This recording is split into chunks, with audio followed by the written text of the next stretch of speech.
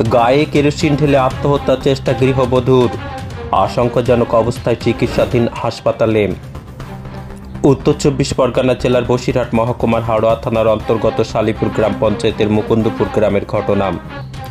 বধূর বাপের বাড়ির সূত্রে জানা যায়, আনুমানিক 5 বছর আগে প্রায় 2.5 লক্ষ টাকার সামগ্রী বিনিময়ে হাড়োয়া থানার অন্তর্গত আকন্দবেড়িয়া গ্রামের বাসিন্দা মোকসের মোল্লার একমাত্র কন্যা বছর 25 সোনিয়া বিবির সঙ্গে মুকুন্দপুর গ্রামের বাসিন্দা কুদ্দুস মোল্লার পুত্র পেশায় ট্রাক চালক ইমরান মোল্লার সঙ্গে বিবাহ হয়। বিবাহের পর থেকে নারকে অত্যাচার করে স্বামী, শ্বশুর সহ শ্বশুর বাড়ির লোকজন। তাদের একটি কন্যা সন্তানও হয়। আজও অত্যাচারের মাত্রা কমেনি। আজ 25 বছরের ওই সোনিয়া বিবিকে গায়ে কেরোসিন ঢেলে পুড়িয়ে মারার চেষ্টা করে। তারপর বধূর বাপের বাড়ির লোকজন খবর পেয়ে সেখানে গিয়ে তাকে উদ্ধার করে আশঙ্কাজনক অবস্থা হাড়োয়া গ্রামীণ হাসপাতালে নিয়ে আসেন। তারপর চিকিৎসা করানো হয়। প্রাথমিক চিকিৎসা দেওয়ার পর জানা যায় ওই বধূর অবস্থা যথেষ্ট সংকটজনক। তারপর তাকে অন্যত্র স্থানান্তর করেন চিকিৎসকেরা।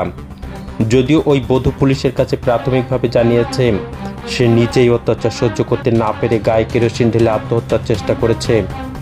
ইতিমধ্যে বধূর বাড়ির লোকজন জানিয়েছেন তারা হাড়োয়া থানায় লিখিতভাবে অভিযোগ দায়ের করবেন এবং শ্বশুর বাড়ির লোকজনের কঠিন শাস্তির দাবিও তারা করেছেন। ইতিমধ্যে এই ঘটনার পূর্ণাঙ্গ বিষয় জানতে অনুসন্ধান শুরু করেছে হাড়োয়া থানার পুলিশ।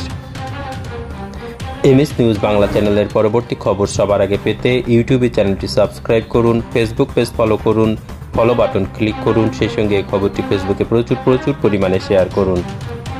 কি হয়েছে আপনাদের মেয়ে? আমাদের মেয়ে কেরোসিন গায়ে ঢেলে দিয়ে ধরিয়ে দিয়েছে। কেন? সেই বিয়ে লাগার থেকে সেখান থেকে জ্বালা যন্ত্রণা দিচ্ছে। ও ছেলের অন্য জায়গায় কোনো সম্পর্ক আছে কি সেটা সঠিক বলতে পারবো না, কিন্তু সব সময় মারধর করে, সব সময় জ্বালা যন্ত্রণা দেয়।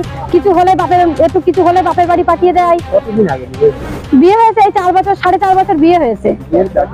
হ্যাঁ, বিয়ের কিছুদিন পর থেকে ওরকম করছে। বাচ্চা, একটা বাচ্চা, মেয়ে বাচ্চা। আজকে কি হয়েছে? ফোন করেছে, বলছে শরীর খারাপ। ওরা গিয়ে দেখে ওই অবস্থা।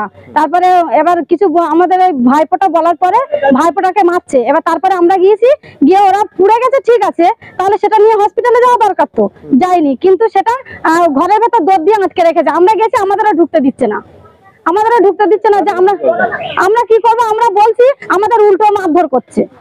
আমরা বলেছি যে যেরকম ঢুকতে দিচ্ছে না, তাহলে আমরা থানা কল করব। তারপরে আমার মেয়ের নন্দাই ও আমাদের মারধর করছে, আমাদের ছেলেটাকেও মেরেছে, আবার আমাদেরও এরকম মারধর করছে। আপনারা তারপরে কি করলেন? আমরা কি করবো? তারপরে অনেক করার পরে বার করে নিয়ে এসে, তারপরে অনেক কিছু করার পর আমাদের এরকম করছে। তারপর সবাই গিয়ে করে বলছে বলে কি থানা কল করবে বলে এরকম মারধর করছে। তার কিছুক্ষণ পরে ওই হসপিটালে নিয়ে এসছে, হাড়োয়া হসপিটালে নিয়ে এসছে।